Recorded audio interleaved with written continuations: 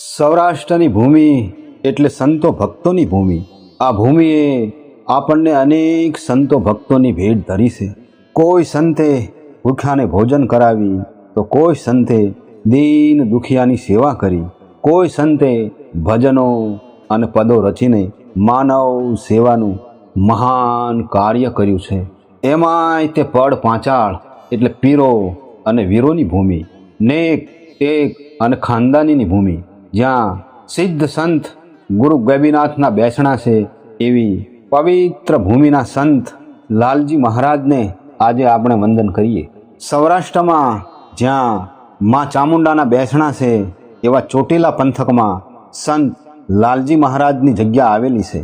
એક વખત એ સાયલાના સંત લાલજી મહારાજ પોતાના ભક્ત મંડળ સાથે પગપાળા ધર્મ પ્રચાર અને તીર્થયાત્રાએ નીકળ્યા છે.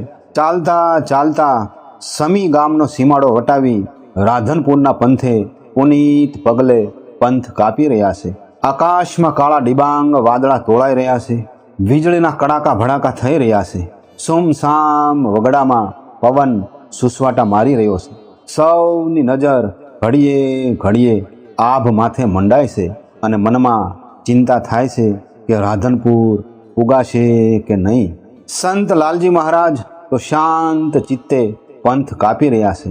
તપ, સાધના અને ભક્તિથી જેમણે પરમ તત્વને જાણી લીધું છે, એના ભરોસે સૌ ભક્ત મંડળ પંથ કાપી રહ્યું છે. ચાલતા ચાલતા બનાસ નદીના કાંઠે સૌના પગ થંભી ગયા.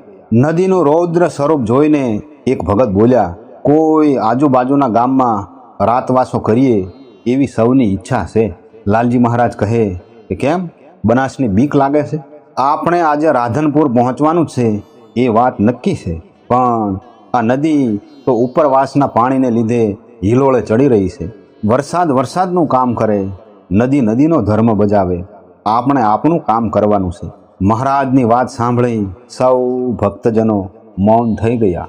સૌ ભક્ત મંડળ મૂંઝવણમાં મુકાયું. બીજા એક ભક્ત બોલ્યા, રસ્તામાં આવેલા ગામમાં રાતવાસો કર્યો હોત તો સારું થાત. વાત સાંભળી સંત લાલજી મહારાજે વળતો ઉત્તર દીધો, અરે ભાઈ, પાણી ધીરે ધીરે વધે એ પહેલાં આપણે નદી પાર કરી જઈએ. અરે મહારાજ, આ નદીનું રૂપ તો જુઓ, બે કાંઠે હિલોળા લેશે, એમાં આપણા શું હાલ થાય? એવો વિચાર સાધુને ન પાલવે. ધર્મ પ્રચાર કરતાં કરતાં બનાસ આપણને તાણી જાય તો આપણું સદભાગ્ય કહેવાય. પણ મહારાજ, અરે ભાઈ, પણ અને બણ હાલવા માંડો. આપણી પાછળ કોઈ પોક મૂકનારા છે? આપણા ભક્તો આપણી ભક્તિમાં ભરોસો મૂકીને આવી રહ્યા છે. એટલે જ આપણે ભગવાન ઉપર ભરોસો રાખીને રાધનપુર પહોંચવાનું છે. આપણને જ ભગવાન ઉપર ભરોસો ન હોય તો ભક્તોને ક્યાંથી ભરોસો બંધાવવાના? ભલે મહારાજ, અમે આપના પગલે પગલે પાણી પાર કરીશું. તો સૌ ચાલો.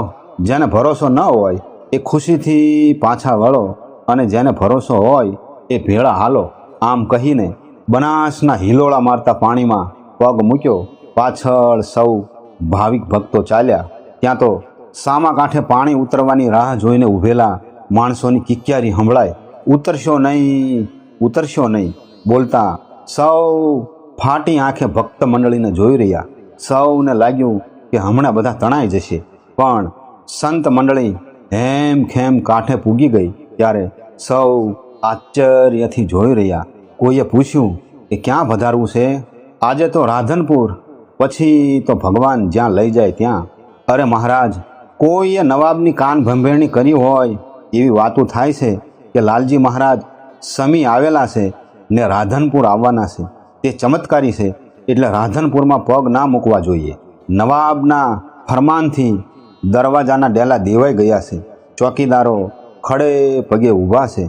વાત સાંભળી સંત લાલજી મહારાજ બોલ્યા, તો મારે રાધનપુરના ભીડેલા ભોગળ ઉઘાડવા પડે. સંત લાલજી મહારાજ ભક્ત મંડળ સાથે ચાલતા થયા અને પાછળ સૌ લોક સમુદાય. મંડળીમાંથી કોઈ બોલ્યું કે દરવાજા તો બંધ છે. સંત લાલજી મહારાજ બોલ્યા, અરે, દરવાજા તો મથુરામાં કાળિયો ઠાકર જન્મ્યો ત્યારે તે બંધ હતા, તે ઉઘડી ગયા. એ જ કાળિયો ઠાકર આજ આપણી ભેળો છે. સંત લાલજી મહારાજે તોતિંગ દરવાજાને હડસેલો માર્યો. જો કે ચડેલા દરવાજાના ભોગળ ઉગાડી નાખ્યા. દરવાને કાંઈ ભાન રહ્યું નહીં. મંડળીએ ગામના ચોકમાં પૂગીને ધૂન બોલાવી. કોઈએ નવાબને જઈને સમાચાર દીધા કે લાલજી મહારાજ તો ભીડેલા દરવાજા ઉગાડી નગરમાં દાખલ થઈ ગયા છે. નવાબને આશ્ચર્ય થયું. ગામ લોકોએ સામૈયા કરી સંત મંડળને મંદિરમાં ઉતારો દીધો. બીજા દિવસે સંત લાલજી મહારાજની પ્રેમ સભર વાણીથી સૌ ભાવિક ભક્તો રસ તરબોળ થયા. નવાબ જોરાવર ખાન સંત લાલજી મહારાજના સત્સંગ પ્રવચનના શબ્દે શબ્દની માહિતી મેળવીને મનોમન વિચાર કરતા હતા. સર્વ ધર્મનો આદર કરનાર ભક્તિની મહેક નવાબને પણ ભીંજવી ગઈ. 1, 2 ને 3જા દિવસે કહેણ મોકલાયું કે રાધનપુરના રાજવી તમને મળવા માગે છે. ભલે આવે, રાજનો ધણી છે, રાજામાં ઈશ્વરનો અંશ હોય છે. જોરાવર ખાન આવી પહોંચ્યા. મહારાજના ચરણોમાં ભેટ ધરી બોલ્યા કે મેં કોઈના કહેવાથી દરવાજા બંધ કરાવ્યા હતા, એ મારી ભૂલ હતી. મહારાજ કંઈ ઉપદેશ આપો. સંત લાલજી મહારાજ અમી ભરી આંખે વેણ વધ્યા. જ્યાં સંપ હોય ત્યાં સંપત્તિ આવે છે, જ્યાં કુસંપ હોય ત્યાં વિપત્તિ આવે છે. અન્નદાન એ મહાદાન છે. દીન દુખિયા, સાધુ, સંત, ફકીર કોઈ ભૂખ્યું ન રહે એ જોવાનો રાજાનો ધર્મ છે. એ ધર્મ તમે પાળજો. ત્યારબાદ નવાબ જોરાવર ખાનજીએ તેમની જગ્યા માટે વર્ષાસન બાંધી આપ્યું અને રાધનપુરમાં સદાવ્રત શરૂ કરાવ્યું. પાંચાળની ધરતીને પાવન કરનાર સંત લાલજી મહારાજને આજે આપણે ભાવથી વંદન કરીએ.